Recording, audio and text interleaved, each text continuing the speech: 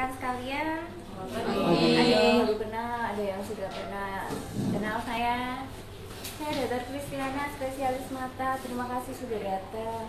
Mungkin ini pertama kali ya kita mau launching ya tentang alat namanya vakoemulsifikasi ya.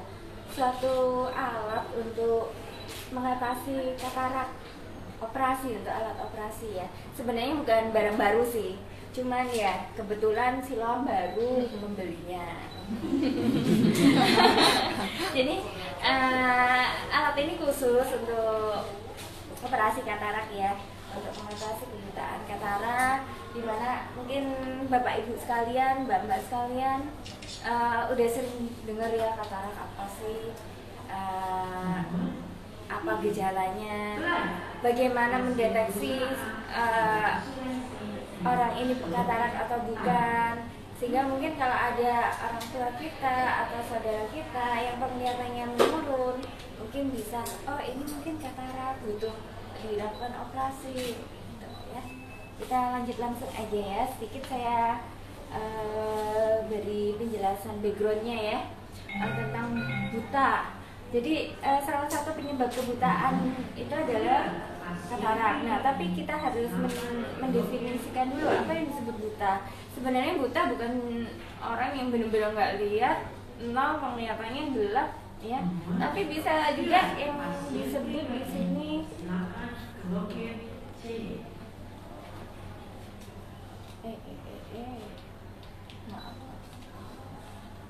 buta sosial ya. Buta sosial di sini adalah orang-orang dengan penglihatan yang kurang dari 3 meter. Jadi untuk misalnya kita tes baca huruf, nggak bisa. Tes normal itu jarak 6 meter. Nah, ketika mereka cuma bisa kurang dari 3 meter, otomatis kegiatan mereka menjadi terganggu, tidak mandiri dalam pekerjaan, mau kemana-mana butuh orang lain untuk menuntun. Nah, itu sudah kita anggap buta, tapi namanya buta sosial. Kuper. Kenapa? Kuper. Kurang pergaulan. Kuper mah nggak punya temen. Kalau ini karena aktivitasnya dia tidak bisa mandiri dalam beraktivitas, bersosialisasi sendiri, ya. Orang butuh dituntun, kemana-mana diantar, tapi bukan Cooper loh Pak ya. Nah, penyebab mata kabur sebenarnya ada beberapa faktor. Kita bagi 3, kelainan refraksi, kelainan media refrakta, kelainan saraf. Jadi mata kabur bisa, kelainan refraksi itu misalnya kayak minus, misalnya minus ya, itu karena refraksi, ada silinder gitu. Kemudian kelainan media refrakta. Nah, katarak itu masuk di kelainan media refrakta. Media refrakta itu apa sebenarnya? Adalah zat yang mengisi bola mata, media yang jernih, yang tujuannya untuk membiaskan cahaya dari luar sehingga jatuh fokus di titik penglihatan. Nah, jika entah ini ya contohnya ya, ini gambar matanya ya, ini ya, media refrakta itu dari sini sampai sini, ada di sini ada lensa, kemudian ada vitreus. Vitreus itu seperti gel yang mengisi bola mata. Jika salah satu dari pengisi bola mata ini ada yang keruh, otomatis ada penghalang ya untuk penglihatan, untuk sinar masuk jatuh ke titik penglihatan. Kalau kekeruhannya di lensa, nah itulah yang dikatakan katarak. Kalau kekeruhannya di korpus vitreum, kita bilang uveitis. Jadi tergantung posisinya. Selanjutnya ya, tadi yang kalau saraf ya. Kalau saraf, kelainan saraf itu misalnya mungkin pernah dengar sarafnya lepas, ablasio. Pernah dengar ablasio retina, itu sarafnya lepas. Atau kalau matanya lari-lari gini deh. bukan, itu juling Pak.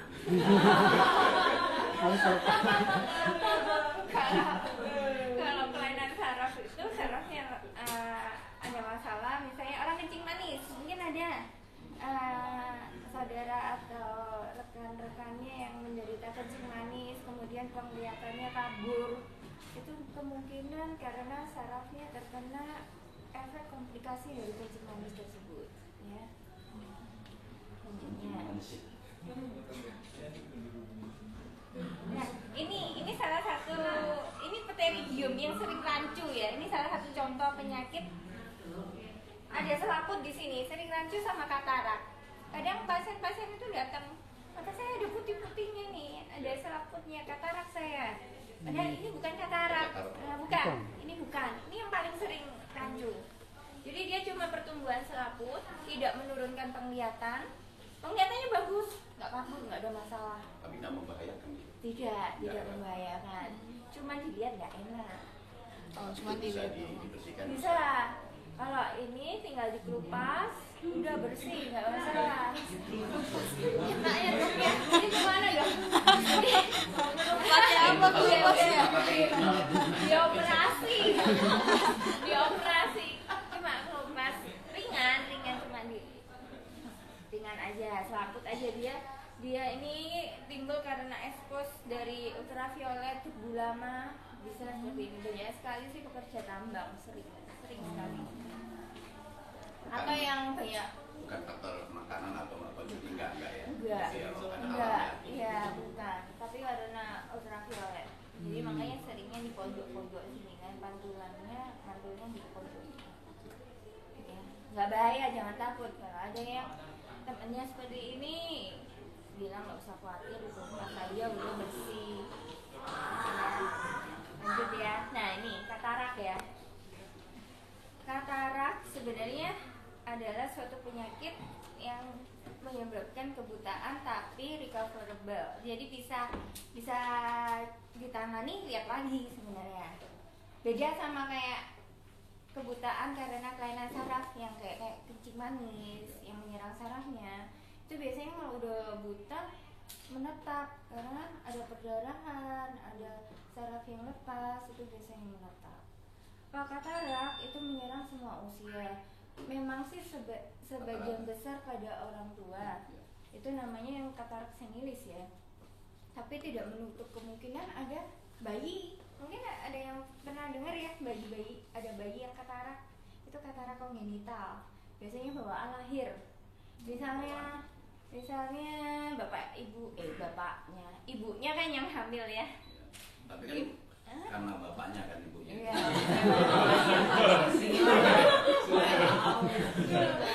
Kalau bapaknya nggak mungkin ya Mbak ya.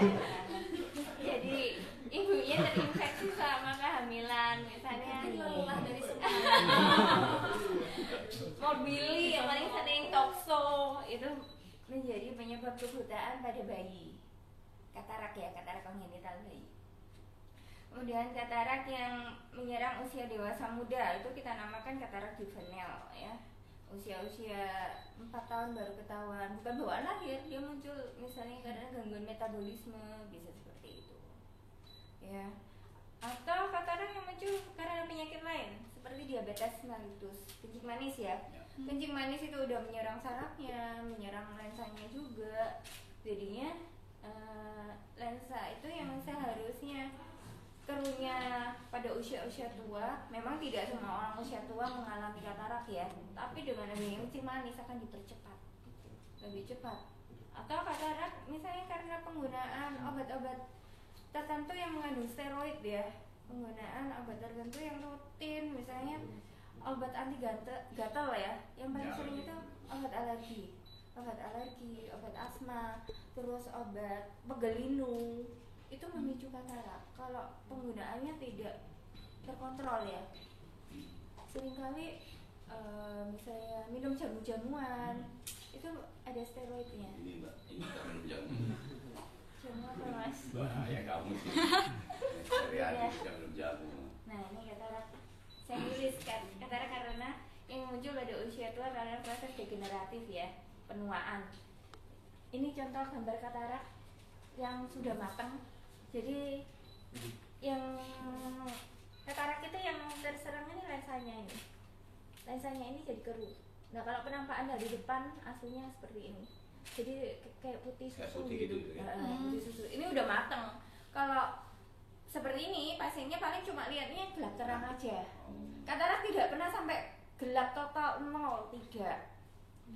Pasti masih ada gelap terang, itu yang paling berat pun gelap terang. Masih Warnanya tahu emang cahaya. selalu gitu. Warnanya emang selalu gitu. Ini yang matang. Kalau yang masih mentah-mentah nanti saya kasih lihat di komputer aja ya. Kalau yang mentah-mentah belum bisa dimakan, Mbak.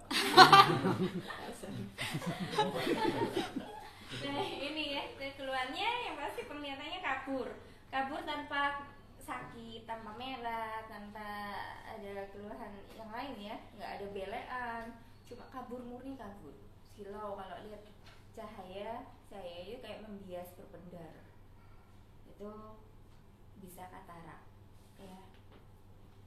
Terus satu-satunya penyembuhan adalah dengan operasi, karena lensa yang sudah mengalami kekeruhan kita tidak bisa mengembalikan menjadi jernih lagi, nggak bisa.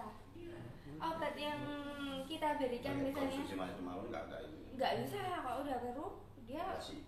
operasi menetap, tidak akan hilang dengan obat. Obat hanya menghambat progresivitasnya, tidak mengembalikan jadi jernih lagi, tidak.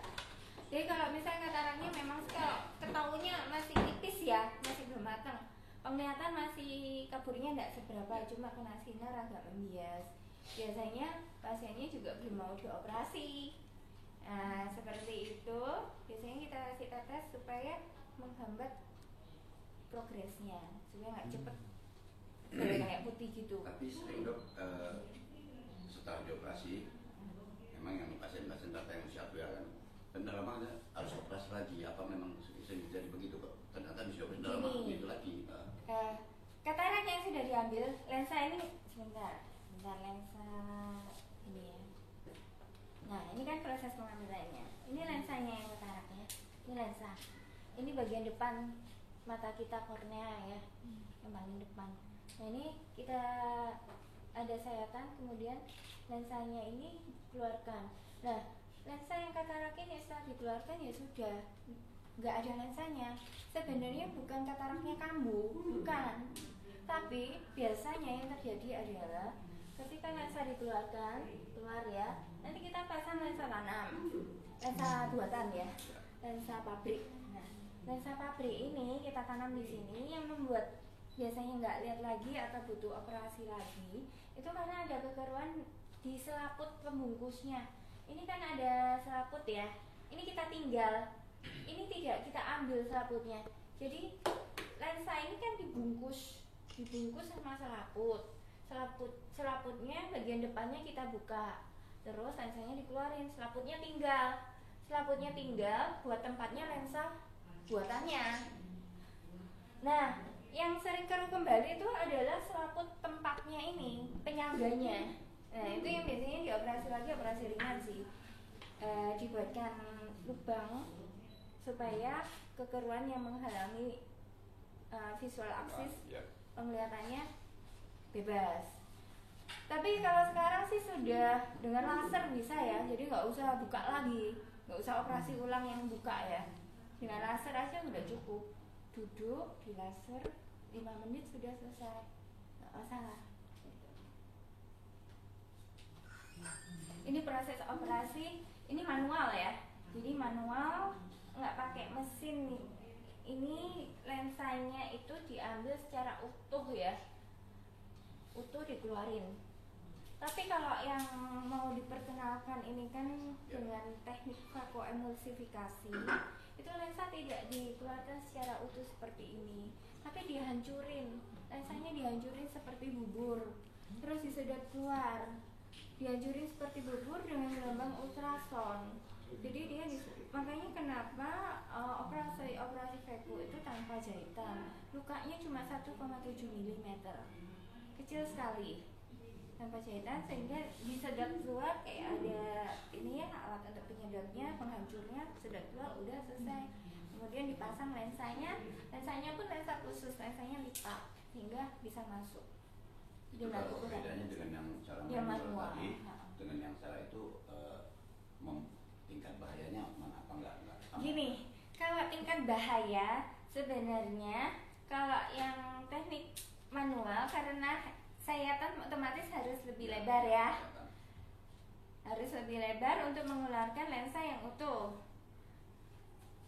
Resikonya adalah otomatis resiko infeksi, resiko penyembuhannya agak lebih lama karena perlu penyembuhan luka yang kita buat lebih besar.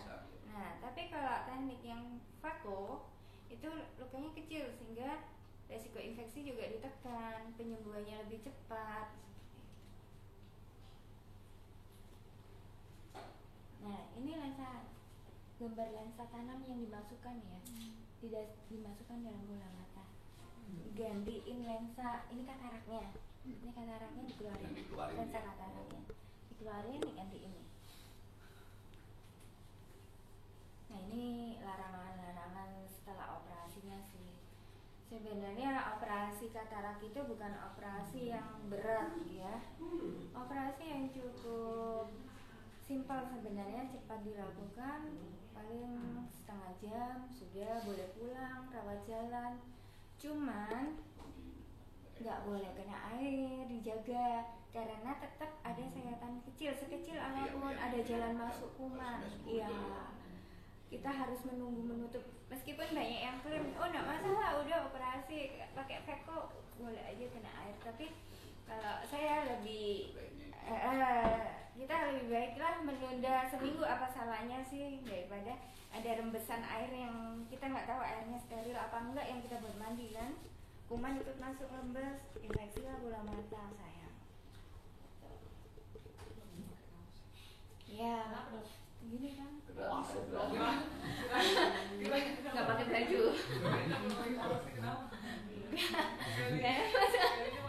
Enggak, makanya kan. Enggak, itu aja sih sebenarnya, lebih simpel kan kemeja supaya enggak kena. Tuh. Jangan menyentuh, gosok mata, mencuci muka selama seminggu. Tapi kalau misalnya dilap-lap aja nggak masalah ya. Maksudnya jangan guyur, kalau guyur takutnya rembesan air masuk. Tidak boleh mengangkat beban berat lebih dari 5 kilo, sedangkan bukan tangan sekarang ini. Maksudnya ada supaya posisi lensanya itu stabil dulu. Ya, tahu. Iya, benar itu. Itu nggak boleh. Benar, iya nggak boleh. Jadi diusahakan juga. Paling sering kan orang tua itu ya, kalau mau ke belakang keras, kesulitan, makanya kalau habis operasi katarak dibantu buah-buahan atau pakai pempes aja kamu. Iya. Menaiki kendaraan terbuka selama 1 minggu. Kalau ini sih relatif nggak masalah ya. Asal kalau ada kacamata penghalangnya nggak masalah. Kalau terbuka langsung sih yang agak riskan ya, karena debu ya. Tidak boleh membersihkan mata. Ini juga dengan benda apapun, maksudnya mungkin kehati-hatian ya, tapi nggak tisu untuk area sekitarnya nggak masalah. Nah, setelah operasi bebas, boleh baca, boleh nonton TV, nggak ada pantangan, nggak boleh digunakan matanya, enggak. Tutup aja dong. Ada takut nonton TV, takut baca, bener ini, bener nggak ngapa-ngapain, duduk diam sampai komplain saya bosen ya gimana. Kemudian tidak ada pantangan makan kecuali pasiennya ada penyakit lain ya. Kalau ada kencing manis, darah tinggi ya sesuai dengan penyakitnya, pantangannya. Kalau dari mata enggak, mata ditutup perban selama seminggu. Ini relatif sebenarnya, kalau nggak keluar cuma dengan kacamata penghalang sih nggak masalah. Bikin panjang waktu itu misalnya ada suatu kondisi di meja operasi yang kita tidak prediksi di awal, misalnya tiba-tiba tekanan bola matanya meningkat ya, atau terjadi perdarahan, misalnya riwayat ada memang tekanan darah tinggi, terapi obat-obat jantung itu bisa. Terapi obat-obat jantung kan kita diberi pengencer ya, pengencer darah, aspirin itu ya, supaya nggak terjadi sumbatan. Jadi biasanya sih di meja operasi kalau misalnya atau penggantung lensanya, kapsulnya ini nggak lengkap, ketika lensanya udah diambil, ternyata ini tempat lensanya nggak ada, atau sebagian ada yang lepas. Nah kita untuk pasang lensa buatannya kita mikir dulu taruh mana. Gitu. Penyedotan. Infus tujuannya untuk mengguyur ya. lensa yang udah dihancurin nanti kan dikeluarin dengan sistem guyur sedot sampai bener-bener bersih ya. Iya. Terus pedal, ini pedal ini tujuan dokternya untuk mengontrol misalnya mau ngancurin mencet pakai kaki kan, tangannya pegang alat semua pakai kaki, jadi mau berhenti dulu ya jangan dipencet. Jadi sebenarnya sih simpel sih, cuma pedal kemudian alatnya satu kesatuan sama tiang kudusnya. Dok, itu pada saat proses penghancuran, apakah sasarannya memang yang kemudian itu bisa aja kan meleset ke tangan itu kemudian Bisa. ya? Nah, itu supaya tidak terjadi kesalahan itu kontrolnya gimana dok? Di dokternya. Harus Iya. harusnya kan salah sasaran kan, kena yang lain pegangan. Satu, dokternya. Dua, kooperatif pasien. Operasi katarak adalah operasi sadar. Pasiennya nggak dibius lokal. Termasuk ya, bius lokal ya. Bius lokal di matanya aja. Makanya pasien harus kooperatif. Kalau goyang-goyang lirik kanan kiri, ya memang beresiko. Seperti itu. Makanya pasien harus benar-benar tenang ya. Nggak bisa pasien gelisah, ketakutan, nggak bisa dioperasi. Kalau seperti itu kita sarankan bius total aja. Tapi pada standarnya, wajarnya dengan lokal bisa. Hanya pasien-pasien tertentu yang bius total dengan misalnya maaf ya tuli, nggak bisa diajak kerjasama, kasih Bu, jangan lirik, nggak bisa kasih Bu perlu tisu bu, ya. saya nggak bisu bilang kan. Perlu tisu saya nggak Kalau bisu nggak apa-apa lah, misalnya enggak. Karena tuli kan. Ya, itu Kasih tuli. bisu minta bisu saya. Kemudian pasien-pasien pikun, kemudian gelisah, ketakutan, nggak bisa tenang. Keempat, pasiennya ada penyakit sesak, jadi nggak bisa tidur lama. Harus posisi. Kita nggak membahayakan pada saat Ya, proses operasi. karena ada kondisi-kondisi tertentu ya seperti itu tadi, kita harus pada waktu penilaian awal harus kan ketemu pasiennya, ditanya dulu benar-benar ada penyakit apa, kondisi dari wawancaranya kan ketahuan pasien ini kira-kira berani tidak, mentalnya gimana. Ini bius lokal kali ya? Lokal, matanya aja.